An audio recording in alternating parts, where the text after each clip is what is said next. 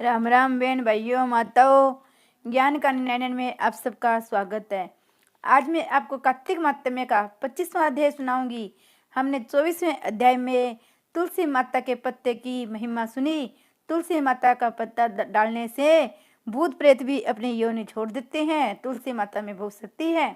धर्मदत्त ने कहा, तीर्थ व्रत और दान आदि के करने से पाप नष्ट हो जाते हैं, परंतु प्रेत योनि में रहने वाले कोई अधिकार नहीं है। परंतु दूसरे दुख को देखकर मेरा मन अत्यंत दुखी है। दुख से तुम्हारा उद्धार किए बिना मुझे संतोष नहीं मिलेगा। तुम्हारा पाप बड़ा भारी है, क्योंकि तीनों योनियां अत्यंत पाप से होती है और ये अत्यंत निंदित थोड़े पुण्य से नष्ट भी नहीं हो सकती। इस कारण में वरदान देता हूँ, आज तक जो मैंने कार्तिक व्रत किया है उसके आद्य पुण्य से तुम्हारी गति हो, क्योंकि यज्ञ दान तीर्थ में ये सब निश्चय ही कार्तिक व्रत के पुण्य के समान नहीं है। श्री नारद जी बोले, धर्मदत्त कहकर उसको ओम नमः भगवते वासुदेवाय ये वेदस्वर मंत्र सुनाता हुआ तुलसी के जल से अभिषेक कर ही रहा था। इतने में वे प्रेत योनि से छुटकर प्रज्वलित अग्नि शिखा के समान दिव्य रूप धारण कर लक्ष्मी के समान सुंदर हो गई। तब वह धर्मदत्त को दंडवत प्रणाम करती हुई प्रसन्नता से गदगद होकर बोली, हे विप्र श्रेष्ठ, आपके आशीर्वाद में इस घोर नरक से छुटी हुई गई और पाप सागर में डूबती हुई मेरे लिए आप नौका सदृश्य है। नारद जी ने कहा, हे विप्र, वह इस प्रकार कह रही थी कि उसी समय उसने विष्णु गणों को सहित आकाश मंडल से अपनी ओर आता हुआ एक देदीप्यमान विमान देखा। फिर उस विमान के द्वार पर बैठे हुए पुण्यशील सुशील और अप्सरा गणों को देखा। आकाश से आए हुए उस विमान को धर्मदत्त ने आश्चर्य से देखा। उन विष्णु रूपधारी पार्षदों को देखकर भूमि में दंडवत प्रणाम किया। पुण्यशील और सुशील नामक गणों ने उस भक्त ब्राह्मण को अपने हाथों से उठाकर उसका अभिनंदन करते हुए धर्म से युक्त वाक्य कहा। गणों ने कहा, द्विज श्रेष्ठ, आप धन्य हैं, क्योंकि आप सर्वदा विष्णु भगवान के व्रत कथा सेवा में तत्पर होकर दीन दुखियों पर दया करते हैं। जो आपने बाल्यकाल से पवित्र और शुभ कार्तिक व्रत किया था, उसके आद्य फल से कला के पूरे जन्म की संचित पाप नष्ट हो गए हैं और भी उसके सैकड़ों जन्मों के अर्जित पाप नष्ट हो गए हैं। केवल स्नान मात्र ही से ही इसके पूरे जन्म के पाप नष्ट हो गए। हरि जागरण आदि करने के पुण्य प्रभाव से ये आकाश मंडल से विमान आया है। हे साधो, हम लोग इसे नेक भांति के भोगों से युक्त वैकुंठ में ले जाते हैं। आपके दिए हुए दीप दान के पुण्य से यह अति से तेजस्वी हुई तुलसी पूजनादि तथा कार्तिक व्रत के प्रभाव से, हे दया सागर, ये विष्णु भगवान के निकट रहेगी। तुम भी इस जन्म के अनंतर दोनों स्त्रियों के साथ वैकुंठ लोक में विष्णु देव के समीप सायुज्य मुक्ति प्राप्त करोगे। हे धर्मदत्त, वे जन धन्य और कर्त करते हैं, उन्हीं का जन्म फलीभूत है। जिन प्राणियों ने तुम्हारे सदृश्य विष्णु भगवान की आराधना भक्ति पूर्वक की है, क्योंकि विधिवत आराधित विष्णु भगवान प्राणियों को क्या नहीं देते, सब कुछ दे सकते हैं। जिन्होंने प्राचीन काल में उतानपाद के बेटे को दूर स्थान में पहुंचाया, जिनके स्मरण मात्र से प्राणियों की सदगति होती है। प्राचीन काल में जिन विष्णु भगवान के नाम स्मरण से ग्राह में पकड़ा हुआ हाथी अस्थियों से मुक्त होकर जय नाम से उनका पार्षद बना, तुमने उन्हें विष्णु की सेवा की है। इसी से दोनों स्त्रियों के साथ सहस्त्र वर्ष पर्यंत विष्णु भगवान के समीप निवास करोगे। जब तुम्हारा पुण्य क्षीण होगा, तब तुम पृथ्वी के सूर्यवंश में प्रसिद्ध राजा होगे। दोनों स्त्रियों के साथ तुम दशरथ नाम से प्रसिद्ध राजा होंगे। ये स्त्री तुम्हारे आद्य पुण्य की भागीदारी होने से तुम्हारी तीसरी भार्य होगी। भूमंडल में विष्णु भगवान अपने को तुम्हारे पुत्र रूप में बनकर तुम्हारे सन्निकट रहेंगे। देवताओं को कार्य करोगे। विष्णु भगवान को प्रसन्न करने वाले तुम्हारे कार्तिक व्रत से अधिक महत्वपूर्ण यज्ञ दान तीर्थ आदि कोई भी नहीं है। हे द्विजवर, तुम धन्य हो, क्योंकि तुमने जगत गुरु विष्णु भगवान के प्रश्नार्थ कार्तिक का व्रत किया है, जिसके आद्य पुण्य की फलभागिनी इस कला को हम लोग विष्णु लोक में जाते हैं। श्री विष्णु भगवान की जय। 26वां अध्याय। श्री नारद जी बोले, उनकी वाणी सुनकर धर्मदत्त विस्मित हुआ।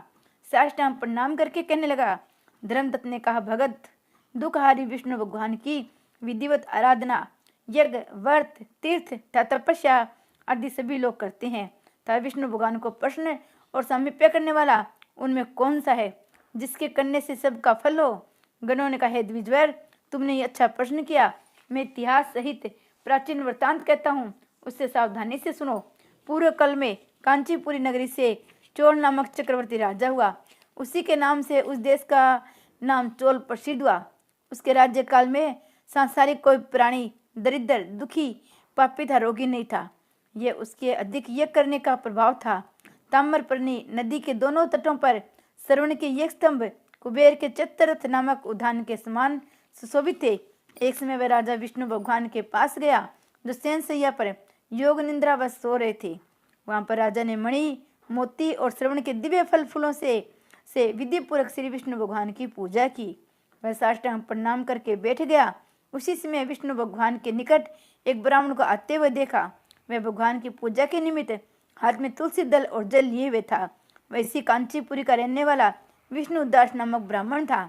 विष्णुदास नामक ब्राह्मण ने वहां जाकर विष्णु भगवान को शस्त्र इत्यादि मंत्रों से स्नान कराकर तुलसी की मंजरी तथा दलों से विधि पूर्वक पूजन किया। तुलसी की पूजा से अपने रत्न में पूजा को ढकी देख राजा क्रोधित होकर ब्राह्मण से यह वाक्य बोला। चोर ने कहा, विष्णुदास, मैंने मणियों और श्रवणों के फूलों से भगवान की आराधना की थी उसे तुमने तुलसी के दलों से क्यों ढक दिया? तुम बेचारे विष्णु भक्ति क्या जानो, क्योंकि तुमने अति विचित्र श्रृंगार को आच्छादित कर दिया। उसका यह वचन सुनकर ब्राह्मण भी क्रोधित हो राजा के गौरव को तुच्छ समझकर कहने लगा। विष्णुदास ने कहा, राजन, तुम भक्ति करना नहीं जानते, तुमको केवल राजलक्ष्मी का निंदित घमंड है। बताओ, इसमें पूर्व तुमने भगवान का कितना व्रत किया है? दोनों गुणों ने कहा। ब्राह्मण का ऐसा वाक्य सुनकर राजा ने हंसकर घमंड से विष्णुदास से कहा। राजा ने कहा, विपर, विष्णु भगवान की भक्ति के अभिमान से यदि तू ऐसी बात कह रहा है तो तुझे श्री के दोनों दरिद्रों की भक्ति कितनी है, क्योंकि तुमने विष्णु भगवान की प्रसन्नता के लिए दान आदि कुछ भी नहीं किया, न पहले कहीं विष्णु भगवान का मंदिर बनाया है, तो क्या तुम इस प्रकार की भक्ति का गर्व कर सकते हो? यहाँ उपस्थित सभी ब्राह्मण मेरे वचनों को सुने। आप लोग देखिए, विष्णु भगवान को साक्षात दर्शन इनको होता है या मुझे, तब हम दोनों की भक्ति आप जान लेंगे। गणों का ऐसा कहकर वह राजा अपने महल में गया और अपने पुरोहित मुदगल को आचार्य बनाकर विष्णु यज्ञ प्रारंभ किया। जिस यज्ञ में अनेकों ऋषि बुलाए गए, बहुत सी दक्षिणा दी गई। जो यज्ञ पहले गया क्षेत्र में ब्रह्मा द्वारा किया गया था, वही यज्ञ यहाँ भी किया गया। विष्णुदास भी उसी पूरे मंदिर में व्रत करता हुआ विष्णु भगवान की प्रसन्नता के लिए यथोक्त नियमों को करता हुआ रहने लगा। माघ था कार्तिक मास का व्रत, तुलसी के वन की रक्षा। एकादशी तिथि को विष्णु के द्वादश अक्षर मंत्र का जप किया। षोडश उपचार, गीत और नृत्य आदि मंगल कृत्यों से नित्य प्रति विष्णु भगवान की पूजा तथा उक्त व्रत आदि को किया। भूमि पर सोते चलते सदा विष्णु भगवान को ही देखता हुआ स्मरण करता हुआ सब प्राणियों में समदृष्टि से विष्णु भगवान को ही देखता था। विष्णु के प्रश्नार्थार्थ सर्वदा माघ और कार्तिक व्रत के विशेष नियमों का पालन और उद्यापन विधि को किया। इस प्रकार व्रत में स्थित विष्णु में निष्ठा पूर्वक कर्म तथा इंद्रियों में तलीन हुए चोलेश्वर और विष्णुदास की आराधना करते हुए बहुत दिन बीत गए। श्री विष्णु भगवान की जय।